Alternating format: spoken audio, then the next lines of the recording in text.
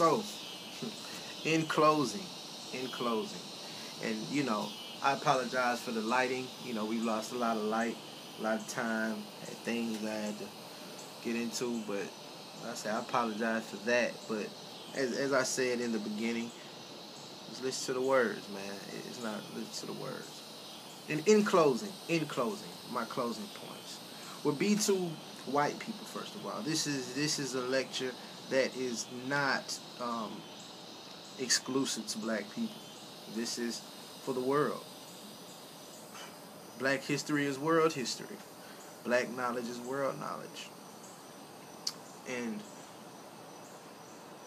my my key things would be to say even your saviors, your JFKs and your Kennedys and your William Coopers, if you've ever heard of William Cooper, and so many other people of European ancestry who came forth and who laid down foundational true Christ energy work, and they were taken out by this government.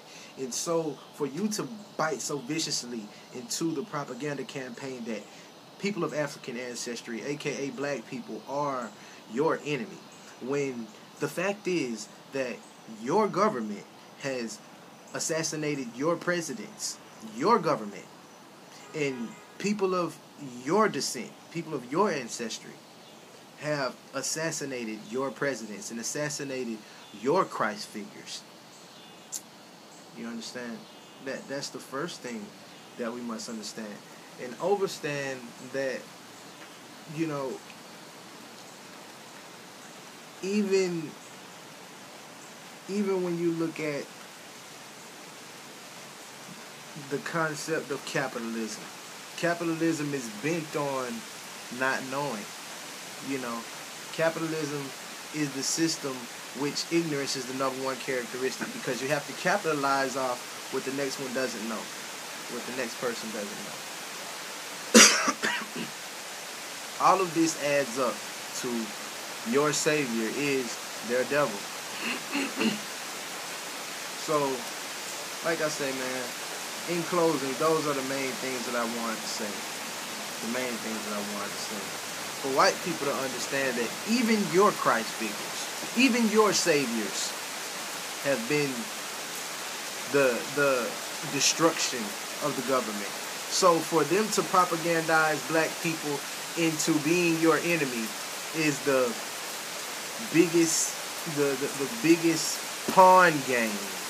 You all have been used as pawns to kill black people, pretty much.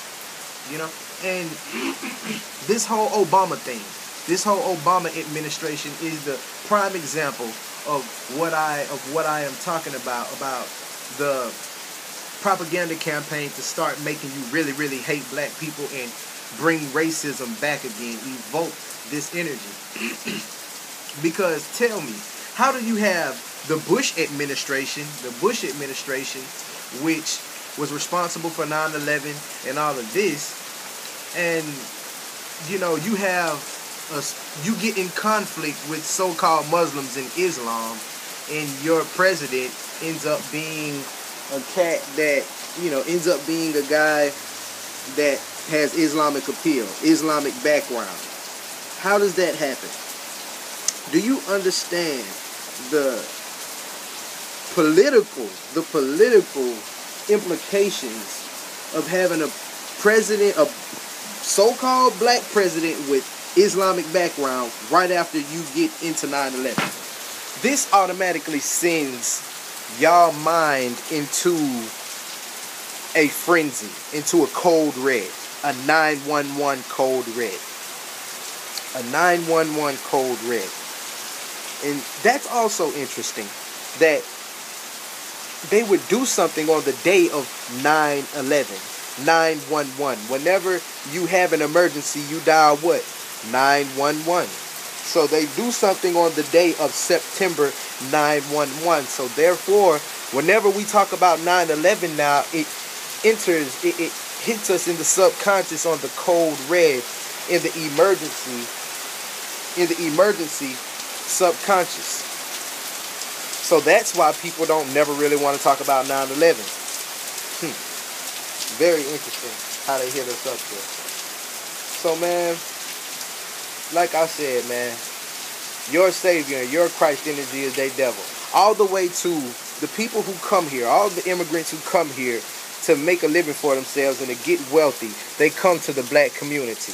And they come and they fry chicken, they sell swishers and beer, you know, they sell hair and they do nails. Really pretty much doing the shit that we supposed to be doing.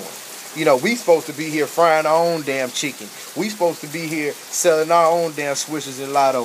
We supposed to be here doing our own hair and nails. You understand?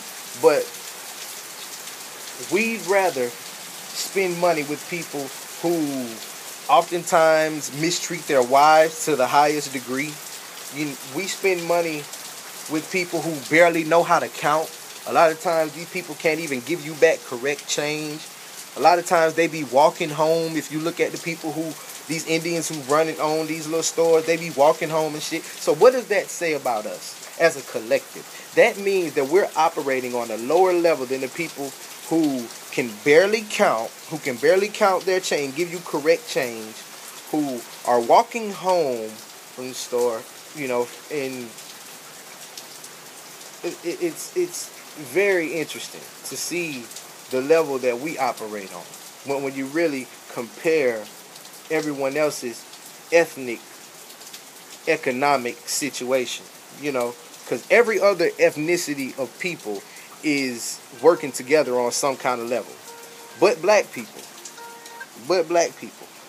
Everyone is working together on some kind of level but black people. And that brings me to my last thing that I definitely wanted to say. The last thing that I definitely wanted to bring up is about the gay marriage shit. First of all, congratulations, whatever. I really don't care. I don't give a shit. That's their life. You know what I'm saying? Hey, you know, to each his own, free will, whatever you want to call it, man. That's your life. But the thing that I really wanted to say that I find that is a teachable moment that we all could pick up from this is black people, gay people have the ability to come together. It's that simple. They have the ability to come together. A trait and a characteristic that we lack, as I was just explaining. Every group of people in America is coming together on some kind of level, but people of African descent, people of African ancestry. And that is the common ground that we can come together on the Dred Scott decision, Supreme Court decision, common ground, which says that we're just people of African ancestry and we could never be Americans. So, like I say, our Savior is their devil, and our liberation is their destruction. You know, that is the end of the wealth of white supremacy. And man, that's deep. So that's what I wanted to give you, man, brothers and sisters. You know, comment, share, whatever. I love you so much. Peace and blessings. Cheers.